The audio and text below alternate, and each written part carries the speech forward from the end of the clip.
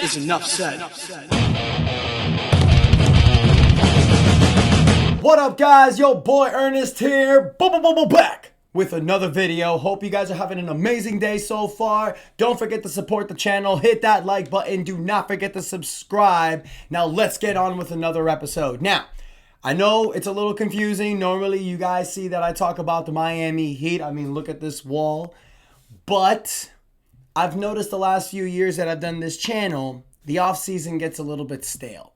And a lot of my subscribers have requested that I talk about other teams. And one team that I'm a huge fan of here in South Florida is the Miami Dolphins. So I figured, let's start to upgrade. Let's start to rebrand. Over the next few weeks, you're going to notice that things are going to change a little bit. Of course, I'm going to continue to talk about the Miami Heat because that's my squad. I mean, look at this wall. But I love the Miami Dolphins too, man. I've been watching the Dolphins since Dan Marino. I noticed the jersey I use, legend of the past, current quarterback. I ain't going to call him a legend. Anyways, but I've been watching the Dolphins since the Marino days, man, since I was a little boy. And the last 25 years have just shown nothing but disappointment as a Miami Dolphins fan. Yes, we've had seasons where we've made playoffs. Yes, we've had seasons where we've had regular season success. But we've never been able to get over the hump, which is the first round in the NFL playoffs for the last 25, 26 years. So I want to talk about Miami Dolphins football, you guys. And I was honestly waiting to do this until possibly next season, but I started figuring no better time than the present. And I think in today's episode, the first episode of this Miami Dolphins talk, something happened last night that I feel definitely deserves an episode. Now, for those of you that don't know, the Miami Dolphins did play the New York Jets yesterday. The Dolphins win 27-21. You know, the Dolphins were 0-3. A lot of people, myself included, after these first three losses are thinking, you know, screw it. This team ain't going to do it. There was a lot of drama this offseason. Mike McDaniel's not really showing that he's the best coach, probably the best fit. Maybe it's him, maybe it's the quarterback, maybe it's the team, who knows? But it's not working. And the Miami Dolphins yesterday did the most Miami Dolphins shit. When you think that they're down and out, they win a game. So the Dolphins win, they go 1-3. They are now third in the AFC East standings. I mean, cool, but this is going to get really difficult, you guys. I mean, the Miami Dolphins, they're 1-3. When you look at the record, you guys, I mean, they're still in the hunt. You know, there's a lot of teams right now. There's teams in the wild card right now, like the Broncos and the Patriots, that are just 2-2. So if the Miami Dolphins can find a way to get back on the winning way, they can see themselves as a potential wild card team. Now, you would like for that to happen. You would love the Miami Dolphins to have that possibility. But unfortunately, during the game, Tyreek Hill destroys his knee completely. He goes for a slant, goes for a catch, plants his left foot, completely breaks. They first called it a dislocated knee. And then you're like, nah, that can't be it. Come on. A dislocated knee? Dude's leg was on the other side. I mean, his foot was basically pointing on the other side. So you knew there was going to be more. So Adam Schefter reported this morning that Tyreek Hill has torn multiple ligaments in his knee, including his ACL. He's going to have surgery later today. Now, first and foremost, I wish prayers for Tyreek Hill. This is a really sad situation, you guys. It's a bummer. Tyreek Hill, your leader, your best player. You know, you may be down 0-3, but you still have a fighting chance to make this a season. And to do that and lose one of your best players with all the injuries that we currently have, it's just an uphill battle. It's really going to be an uphill battle, and it gets worse. But the funny thing, you guys, it wasn't how Tyreek Hill got hurt. It's how he reacted afterwards. And that's why Twitter is blowing up. Tyreek Hill gets put on the cart, leaving. And a lot of times when players have these type of injuries, you see them angry, crying, filled with emotions, pissed off. You didn't get any of that from Tyreek Hill. You got a dude who was all smiles, screaming to the heavens, yes! clapping his hands, all smiles. And of course, Twitter blew up because for those of you that don't know, there was a lot of offseason drama with Tyreek Hill with the Miami Dolphins. He was saying things like he wanted to trade, saying things like Devon Achane isn't a true 3-down back. Obviously, you do know that there's tension between Tyreek Hill and Tua. And, you know, there's people that are on Tua's side. There's people that are on Tyreek's side. I don't give a shit about that, man. I just want the Miami Dolphins to play and win games. I don't care about the drama.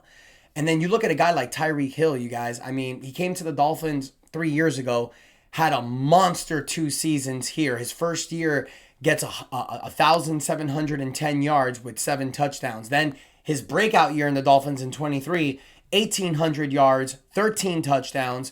I mean, the dude was an animal. Now, last year he did regress. You know, only catch 81 catches for 959 yards. There was an injury to play. This year, he wasn't really having the best season. You know, caught 21 passes for 265 yards and just 1 touchdown. Tyreek Hill is 31 years old. He's in the middle of a monster contract. He's in a 3-year contract making about $90 million, $65 million, which is guaranteed. So you're kind of locked in with Tyreek. Now, there was a lot of noise, especially after going 0-3, where Miami would just kind of blow it up. All right. Well, hey, the writing's on the wall. We had a few good years. It's not working anymore. It's time to restructure this team. And maybe there was a possibility the Miami Dolphins could have gotten maybe 2 future first-round draft picks for Tyreek Hill. You had a trade deadline in November. I was just thinking, okay, the way that this year is going, just trade Tyreek back to the Chiefs. See what you can get. See if you can get 1 to 2 first-round draft picks. I mean, at this point, if you can get draft capital for Tyreek, this is going to help you. The draft is very important. But now that Tyreek goes down like this, his value drops. He's going to be out for a year. He not only tore his ACL, he tore multiple ligaments and dislocated his knee. That's going to be a long time before Tyreek Hill comes back. So his trade value is probably going to be non-existent this offseason. Or Miami is going to have to take a 3rd and a 5th round pick, something like that. So you can look at this situation angry with the Miami Dolphins front office for not trading Tyreek. The way that I look at it, you guys, is I understand why the Dolphins didn't move him now. He's your best player. You're only 0-3. There's still like 14 games left in the season. You could turn it around. And for those people that are going to say the Dolphins can never turn it around, remember, this is the Miami Dolphins. The most mid team in the NFL. They end every season 7-9, 9-7, or now with the new record, with an extra game, 8-9, 9-8. That's what I saw this season. Oh, it's going to be another 7-10 season, 8-9, 9-8. Just barely missing the playoffs because that's the Dolphins' way. So you want to, when you look at the writing on the wall for this team, you want to just change it up. But now his value diminishes, you guys. Now it's, should we trade Tyreek in the offseason? Or should we just bring him back and let him see if he can increase his value? But at 31 years old, with the injury that he suffered and being a player that's predicated on speed, hello, his nickname is the Cheetah. When you lose that speed, it's not like he's a guy that's 6'4" and is a great player that can just jump, you know, with the jump ball when the Tua launches it up and Tyreek can jump for the jump ball. You know, he's not that type of guy. He's predicated on speed. And there's one thing that we saw between him and Tua, the connection wasn't always 100%. Tua was overthrowing him, underthrowing him a lot. So this really diminishes the value. So in conclusion, you guys, what do I think the Dolphins can do this year? Well, without Tyreek Hill, with the multiple injuries that we've suffered, it's going to be a really tough season. I mean, I'm pulling up their schedule right now. Let's see what they have. All right, so you got the Panthers, winnable game. You got the Chargers, then the Browns, then the Falcons, then the Ravens, then the Bills. I mean, it's just going to be a difficult slope going moving forward, you guys. I mean, look, I think Mike McDaniel has done a fine job. I think this year, though, you're seeing a coach that has kind of checked out a little bit with some of the answers that he's given in post games. But I don't think he likes to give it all. I think leaving Mike McDaniel is a good idea. I just think we need to make changes. Now, in tomorrow's episode, I'm going to be talking about something a little bit different. But we're going to get to that tomorrow because I want to leave today about the Miami Dolphins and Tyreek Hill. So Dolphins Nations, Miami sports fans, let me know what you think.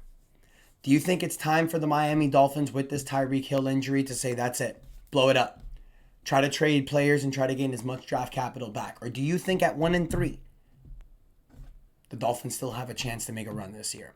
Let me know what you guys think in the comments. Please don't forget to support the channel. Like, share, subscribe. Let me know what you guys think. Do you want me to continue these Dolphins episodes? I want to change it up a little bit, not just do Miami Heat, trying to grow this channel. So you guys let me know what you think in the comments. Thank you guys for the support. And until next time, your boy Ernest out. And that is enough said.